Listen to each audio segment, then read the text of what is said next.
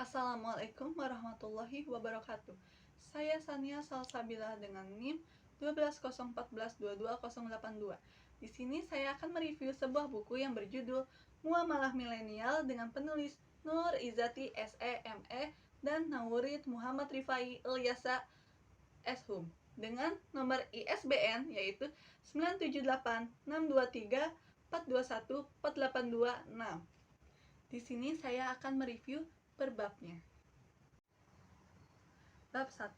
Di bab 1 memiliki beberapa poin, di antaranya membahas pengertian dan tujuan yang dimana syariah berarti jalan besar untuk kehidupan yang baik dengan tujuan agar manusia tidak tersesat dalam hidup baik di dunia atau di akhirat. Adapun fungsi syariah yaitu membantu manusia memiliki hablum minallah dan hablum minanas.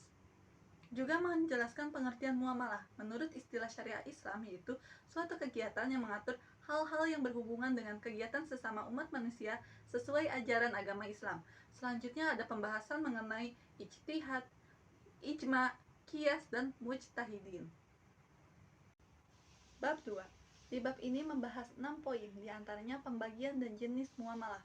Muamalah ini terbagi menjadi 2 cabang, yaitu muamalah adabiyah dan muamalah madiyah. Muamalah tabiah yaitu kegiatan muamalah yang berhubungan dengan kegiatan adat dan akhlak sesuai tuntunan Al-Quran dan Sunnah yang teradopsi oleh nilai dan norma di masyarakat.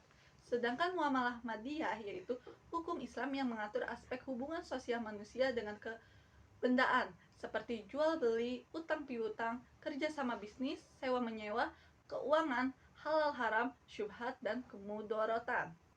Bab 3. Bab ini membahas tentang muamalah berdasarkan sejarah Islam. Di bab ini menjelaskan satu persatu mengenai muamalah dari era Islam klasik, ajaran Rasulullah, dan di poin ini juga membahas bagaimana keuangan Islam di masa Rasulullah yang bersifat rutin maupun insidentil. Selanjutnya membahas muamalah di era Khulafa ur-Rasyidin, era Tabi'in dan Atba Tabi'in, dan yang terakhir di era abad pertengahan. Bab 4. Bab ini membahas lembaga keuangan di Indonesia. Dijelaskan bahwa lembaga ini ada 2 jenis, yakni lembaga keuangan bank serta lembaga keuangan bukan bank. Jenis-jenis lembaga keuangan ini dibagi menjadi 6 jenis, diantaranya bank.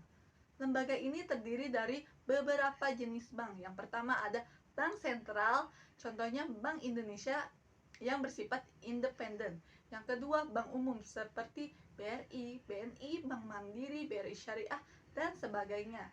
Dan yang ketiga yaitu Bank Perkreditan Rakyat atau BPR. Jenis lembaga keuangan selanjutnya yaitu ada pegadaian, koperasi, lembaga asuransi, leasing, dan pasar modal. Di bab ini juga menjelaskan perbedaan lembaga keuangan bank dan bukan bank seperti perbedaan dari segi fungsinya, kegiatannya, dan tujuannya. Bab 5. Di bab ini menjelaskan bahwa ada 3 jenis riba, diantaranya jual beli, adanya tambahan pada nilai hutang, dan transaksi tertentu yang tidak menetapkan beberapa jumlah harga pembayaran. Contoh riba yang pertama yaitu di dunia perbankan konvensional.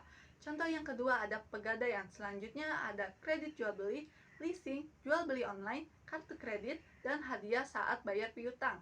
Di bab ini tidak hanya membahas pengertiannya saja, tetapi juga memberikan contoh dalam kehidupan sehari-hari. Bab 6. Bab ini membahas tentang pentingnya fatwa MUI untuk kita. Juga ada beberapa poin diantaranya yaitu fatwa MUI tentang lembaga keuangan, tentang koperasi syariah, tentang leasing, tentang pegadaian, dan juga tentang jual beli online. Bab 7. Bab ini membahas mengenai beberapa macam tentang akad menurut ekonomi Islam. Di antaranya ada akad watiah, mudharabah, musyarakah, salam, istisna, ijaroh, dan ijaroh muntahiyah bin bit tamlik.